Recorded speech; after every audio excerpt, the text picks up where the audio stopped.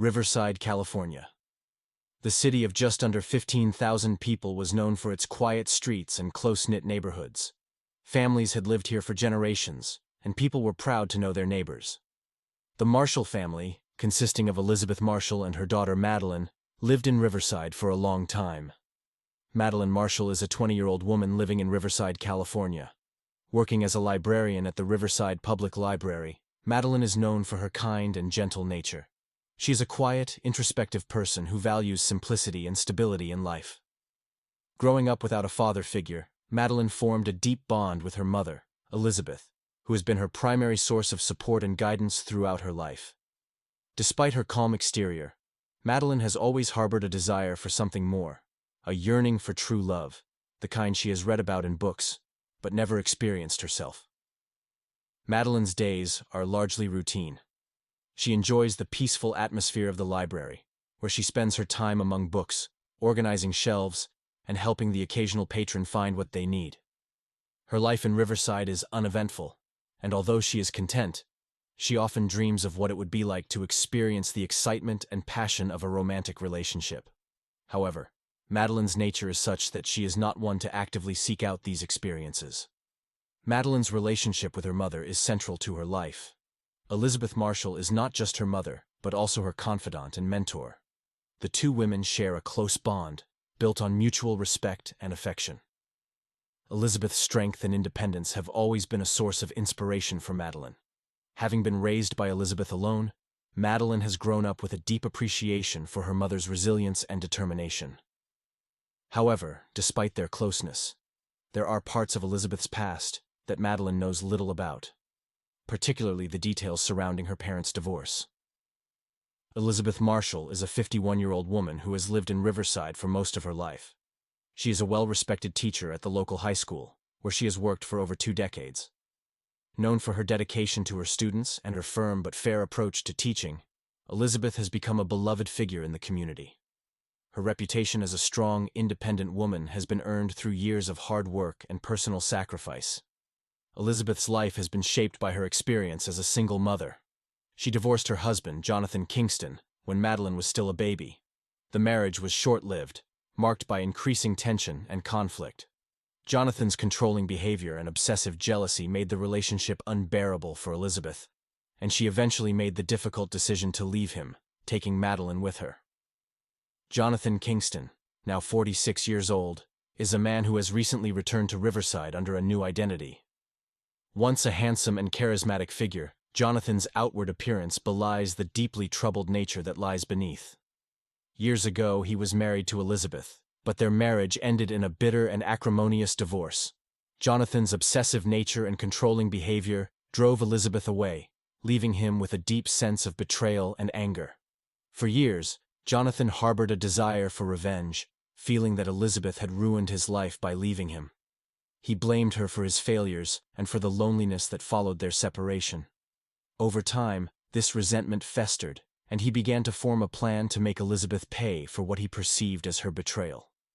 Jonathan decided that the best way to hurt Elizabeth would be to target the one person she loved most, her daughter, Meline. When Jonathan learned that Elizabeth and Meline were still living in Riverside, he saw an opportunity to put his plan into action. Moving into the house next door to the Marshalls under the guise of starting a new life, Jonathan set about ingratiating himself into the community. His charm and friendly demeanor made it easy for him to win people over, including Meline. To her, Jonathan appeared as the perfect neighbor, kind, considerate, and always willing to lend a hand. Jonathan's motivations are driven by a twisted sense of justice. He sees his actions as a way of reclaiming control over his life and exacting retribution on Elizabeth for the pain she caused him. He believes that by winning over Meline, he can not only hurt Elizabeth but also prove to himself that he still has power and influence. Meline first met Jonathan Kingston. He had just moved into the house next door, a modest 2-story home that had been vacant for several months. As Meline was returning from her shift at the Riverside Public Library, she noticed a moving truck parked outside and a man unloading boxes. Curious, and always eager to make new neighbors feel welcome, Meline approached to introduce herself. Jonathan, upon seeing her, flashed a warm smile that immediately put her at ease. "Hi there. Meline said, extending her hand. I'm Meline Marshall. I live next door. Jonathan Kingston, he replied, taking her hand in his. Nice to meet you, Meline. It looks like we'll be seeing a lot of each other. From that moment, Jonathan began weaving his way into Medeline's life. Their initial encounters were casual, friendly conversations over the fence, waves exchanged as they passed each other in the driveway. Jonathan was always polite, always attentive, and he quickly picked up on the small details of Medeline's life. He learned that she worked at the library, that she loved to read, and that she spent most of her free time with her mother, Elizabeth. Within a few weeks, their interactions became more frequent. Jonathan would invite Meline over for coffee, offer to help with small tasks around her house, or suggest they go for a walk in the neighborhood. Each time, he was careful to show just the right amount of interest. Never too much to seem overwhelming, but enough to make Meline feel special. He complimented her intelligence, praised her kindness, and made her feel appreciated in a way that no one had before. Meline, who had always longed for a connection like this, found herself drawn to Jonathan more and more. He seemed to embody everything she had ever wanted in a partner. He was charming, considerate, and genuinely interested in her. For the first time, she began to feel the stirrings of a deep, emotional connection. Jonathan, with his easygoing manner and engaging conversation, made her feel like the most important person in the world. It wasn't long before Meline realized that she was falling for him. As their relationship blossomed, Jonathan continued to play his part perfectly. He was always careful to mirror Medeline's feelings, to respond to her needs before she even voiced them.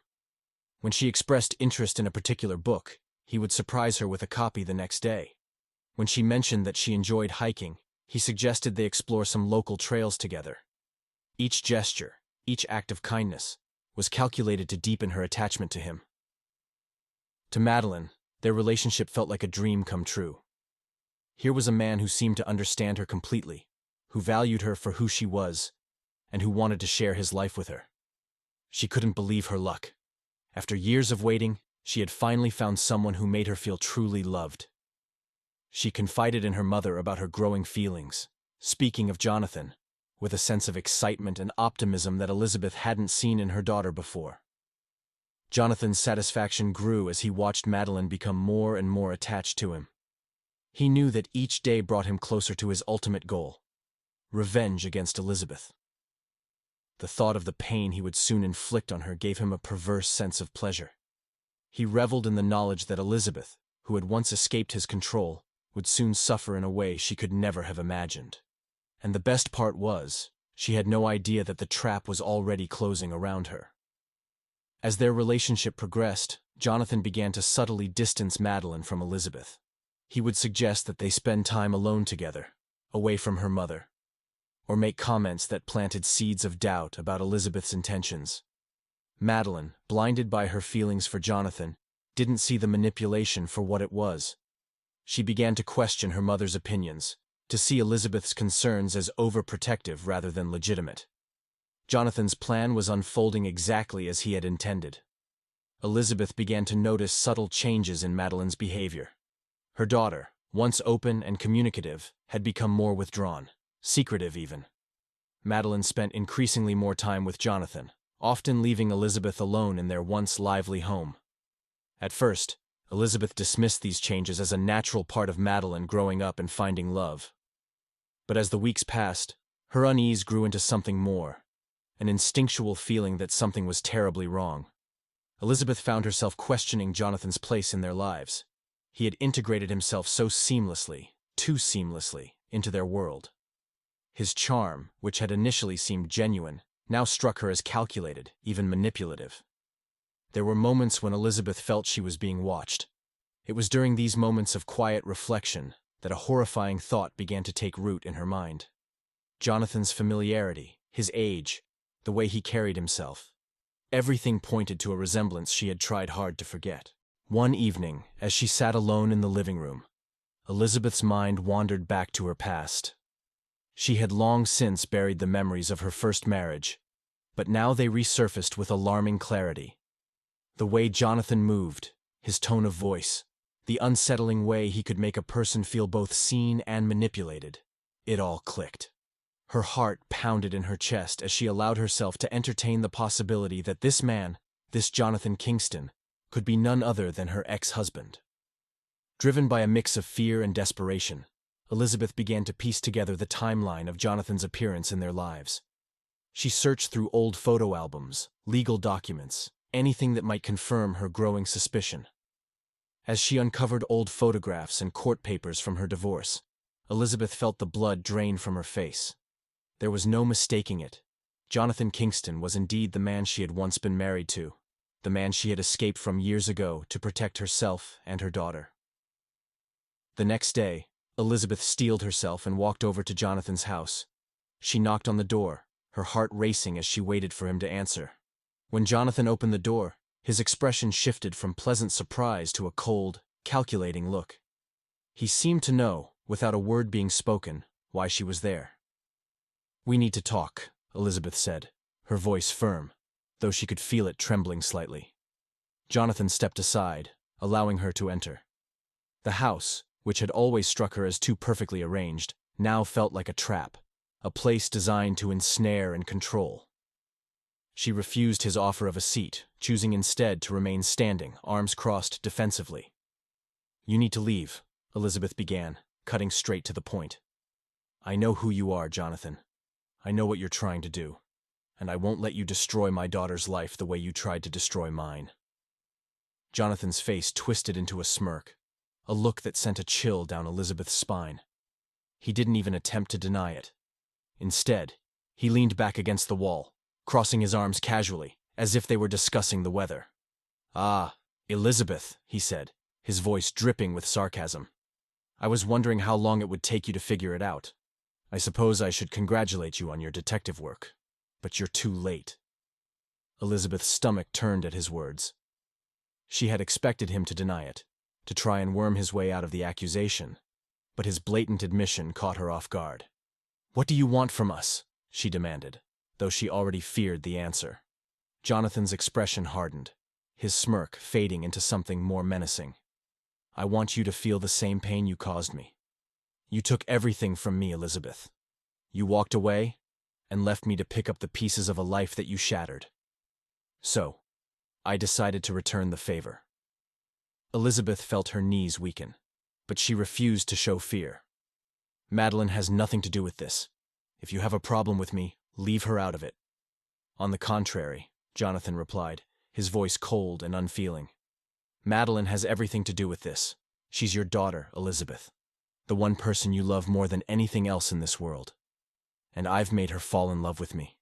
She trusts me, cares for me, and when the time is right, she'll turn against you, just like you turned against me." Elizabeth's eyes filled with tears, but she fought to keep them from falling. "You can't do this, Jonathan. You're playing with her life, her emotions. She doesn't deserve this." "Neither did I," Jonathan shot back, his voice rising with anger. "But you didn't care about that, did you? You just left, without a second thought. Now, you'll see what it feels like to lose everything, to have the person you love most ripped away from you." At that moment, the door creaked open, and both Elizabeth and Jonathan turned to see Meline standing in the doorway, her face pale and her eyes wide with shock. "Mom, what's going on?" Medeline's voice trembled as she looked from her mother to Jonathan, confusion and fear evident on her face. Elizabeth's heart broke at the sight of her daughter, caught in the middle of a situation she couldn't possibly understand. "Meline, this man, he's not who you think he is," Elizabeth began, her voice shaking. "He's my ex-husband. He's been manipulating you to get back at me." Medeline's eyes widened in disbelief. "What? No, that's not true. Jonathan, tell her." Jonathan remained silent for a moment, his eyes narrowing as he considered his next move. Then, he spoke, his voice calm and measured. "Meline, your mother is confused. She's just upset because you and I have something special, something she never had with me." Medeline's gaze darted between her mother and Jonathan, her mind racing. "Mom, why are you doing this? Are you jealous? Is that what this is about?" Elizabeth felt a surge of panic. No, Meline. It's not like that. I'm trying to protect you. Please, you have to believe me. But Meline, overwhelmed and confused, shook her head. I can't. I don't understand.